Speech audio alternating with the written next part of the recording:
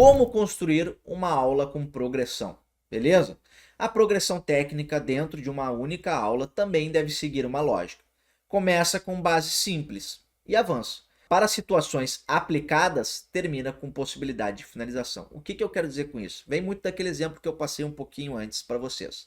Tá? Começa com a base simples, é o quê? Vamos lá, começa de uma situação mais comum dentro do jiu-jitsu, ou seja, a gente tem várias situações comuns. Começa em pé os dois, daí tem que ir para uma queda ou para uma puxada de guarda. Começa dentro da guarda, começa fazendo guarda, entenderam? Então assim, ó, situações mais básicas onde a gente consiga ter uma evolução. Aí a gente vai evoluindo, vai avançando, vai trocando as posições até que a gente chega numa finalização, né? Que é a parte final ali da sequência de vocês. Eu particularmente gosto muito de quando eu monto minhas sequências terminar sempre numa finalização, para que o aluno saiba que ele está seguindo um objetivo para conseguir vencer naquele. Depois, quando ele for aplicar no rola, né? Vencer o rola. Tá? Dicas práticas para aplicar na aula. Trabalhe 3 técnicas por aula no máximo, ideal é 2, tá? O que são 3 técnicas? Vamos lá, vamos supor que tu fez uma sequência técnica de 6 técnicas diferentes. Trabalha 2 por dia, ó, 2 segundas, 2 terças, 2 quartas e 2 quintas. Deu, 1, 2, 3, 4, 5, 6, até dá mais, ó, 7, 8, beleza? Ensine sempre do simples ao complexo, ou seja, começa sempre pela parte mais fácil e depois vai progredindo com as dificuldades de acordo com a lógica da sequência. Use a mesma posição como base, variando reações.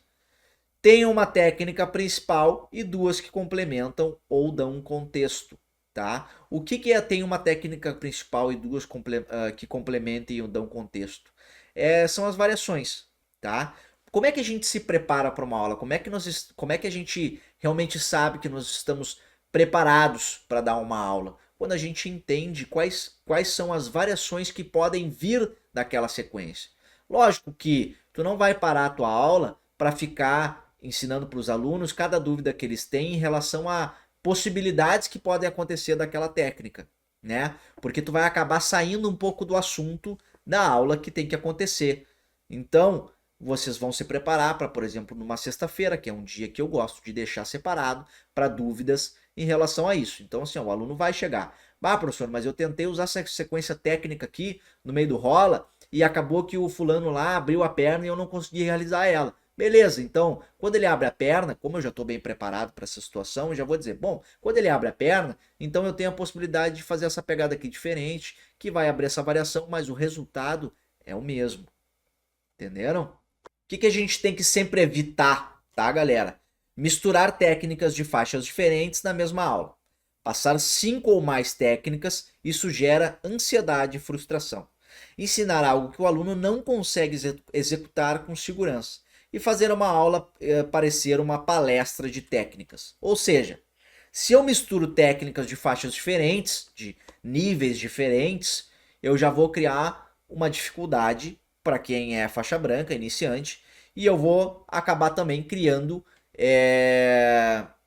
uma aula chata para quem é graduado, né? Tô misturando. Se eu passo por um graduado lá uma aula muito monótona, que seria uma aula mais básica, o cara vai ficar entediado. Se eu passo lá para um faixa branca uma aula de faixa marrom ou preta, o cara vai ficar completamente perdido, né? Passar 5 ou mais técnicas, isso gera ansiedade e frustração.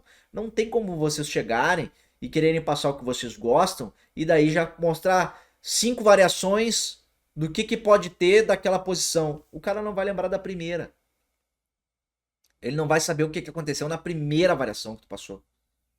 Então, a gente evita isso. É passinho de formiga. Um pouquinho hoje, um pouquinho amanhã. E no acúmulo, a gente ganha. Entenderam? Ensinar algo que o aluno não consegue executar com segurança. Se eu estou vendo que eu tenho um aluno que ele tem limitações, por exemplo, na coluna, eu vou passar para o cara uma técnica que vai envolver ele forçar a coluna dele? Eu não posso. Eu vou ter que, para esse aluno, agora mais uma vez, como eu estou bem preparado para dar essa aula, sabendo de todas as possibilidades que podem vir a acontecer, eu conheço os meus alunos, sei que eu estou preparado para atender eles. Então chega um aluno meu que tem dificuldade por limitações na coluna eu vou saber criar para ele, exclusivamente para ele, uma variaçãozinha ali que vá conseguir executar a mesma posição, só que, no entanto, com segurança da coluna dele. Entenderam? Fazer uma aula parecer uma palestra de técnicas. Isso é uma coisa que a gente tem que cuidar muito, né? Tem professor que acha que falar bastante sobre a técnica é interessante, quando na verdade é muito pelo contrário. Nós temos que sempre optar por usar poucas palavras e palavras simples na hora de ensinar a técnica. Por quê? Porque se eu começo a falar demais sobre aquela técnica, o aluno já não vai lembrar o que eu falei lá no início, ou seja, vai ficar confuso, vai ficar perdido. Se eu começar assim, ó, cara, para tu fazer a raspada tesoura, tu tem que entrar o escudo lá no meio do peito dele, depois tu tem que girar o quadril, depois tu tem que botar o pé no chão para fugir o quadril mais um pouco, tem que catar o cotovelo, depois tu tem que botar o pé lá embaixo do joelho dele para forçar a alavanca, mas tem a possibilidade do cara colocar a mão no chão. Se ele colocar a mão no chão, daí tu tem que catar a mão dele, desfazer a pegada. Deu. Ninguém mais lembra do que eu falei lá no início. Então vamos pelo simples, né? Ó, segura aqui, pegada cruzada, escudo no meio do peito. Vai pelo simples, sempre. Evitem palavras demais, tá? Frase para fixar. Uma aula bem construída é como uma boa luta. Começa com base, evolui com estratégia e termina com clareza.